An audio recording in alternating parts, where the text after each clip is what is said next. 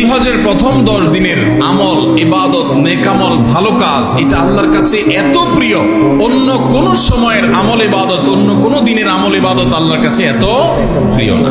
কি করব আমরা কোরআন এবং হাদিসের আলোকে 11টি আমলের কথা বলতে পারি। এই 11টি আমল এই দশকের জন্য খাস, স্পেশাল। আমরা কোরআন এবং হাদিসের আলোকে 11টি আমলের কথা বলতে পারি। এই 11টি আমল এই দশকের জন্য খাস, স্পেশাল। নাম্বার 1 নম্বর এই দশকের আমল হলো বেশি বেশি আল্লাহর জিকির করা। কি করা? বেশি বেশি আল্লাহর জিকির করা। এই জন্য এই দশকে আমল করলে আল্লাহর কাছে এত প্রিয় যে অন্য কোনো সময়ের আমল আল্লাহর কাছে এত প্রিয় না। এই জন্য এই দশকের দ্বিতীয় আমল হলো বেশি বেশি নেকামল করা। বেশি বেশি কি করা? নেকামল করা।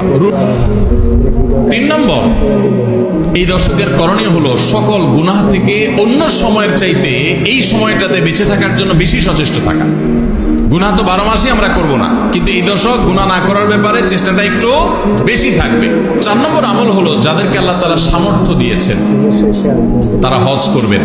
এই দশক হজের আমলের মাস, আমলের দশক। এই দশকেই হজ হবে।